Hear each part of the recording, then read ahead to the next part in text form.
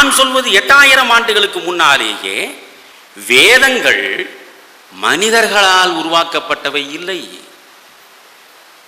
ரிஷிகள் ஆழ்ந்த பேருணர்வு நிலையில் இருந்த பொழுது அவர்களின் மூலமாக வந்து சேர்ந்ததுதான் வேதம். இது மனிதனால் எழுதப்படவில்லை.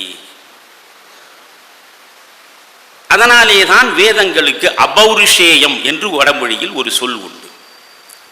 பௌருஷேயம் என்றால் மனிதம், அபௌருஷேயம் என்றால் மனிதர்களால் இது உருவாக்கப்படவில்லை, காற்றின் மூலமாக காதில் வந்து விழுந்தது. அதுதான் சுருதி. இப்படி இந்த இடத்திலே நின்றால் நாம் செல்ல வேண்டிய இடம் ரொம்ப தூரம் இருக்கிறது. அதனால் கொஞ்சம் வேகமாக போகிறேன். இந்த ரிக்வேதம் என்பது துதிப்பாடல் என்றேன். அடுத்து உள்ள யஜுர்வேதம், யாஜ் என்றால் வேள்வி. எப்படி வேள்வி செய்து இறைவனை நமக்கு வேண்டியவனாக மாற்றுவது என்பதற்காக பாடப்பட்ட அந்த தொகுப்பு யஜுர்வேதம். அதற்கடுத்து சாமவேதம், செய்யக்கூடிய பாவங்களிலே இருந்து நம்மை விடுவிப்பதற்கு, நமக்கு நல்ல பலனை தேடி தருவதற்காக இசை வடிவத்தில் சொல்லப்பட்டது தான் சாமவேதம்.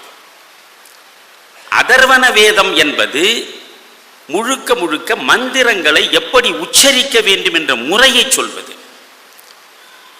ஒரு பகைவனை அழிக்க வேண்டும் என்றால் அதற்கு என்ன யாகம் செய்வது என்று விளக்குவது. கிரியைகள் பற்றி பேசுவது அதர்வன வேதம். இந்த வேதங்களை வைத்துக் கொண்டு பார்த்தால் ஒரு உண்மைதான் நமக்கு புரிகிறது. ஆழமாக உள்ளே போய் பார்க்க வேண்டும். மேல் உலகம் பற்றி வேதம் பேசுகிறது, பாதாள உலகம் பற்றி வேதம் பேசுகிறது. மேல் உலகம் யாருக்கு? நன்மையை செய்து நல்லவர்களாக இருப்பவர்கள் மேல் உலகம் செல்வார்கள். சொர்க்கம் நரகம் என்ற வார்த்தை கிடையாது. தீமை புரியக்கூடியவர்கள் பாதாள லோகத்தில் சென்று உழல்வார்கள். ஆக இருவேறு உலகம் பற்றி முதலில் வேதங்கள் பேசுகின்றன. நண்பர்களே, ஒரு கடவுளை பற்றி வேதம் பேசவில்லை, பல கடவுள்களை பற்றி பேசுகிறது. ஆனால் அதே வேதத்தினுடைய முடிவில் வரும் பொழுது கொஞ்சம் கொஞ்சமாக அது பக்குவம் அடைந்த நிலையில் ஒரு கடவுளை பேசுகிறது.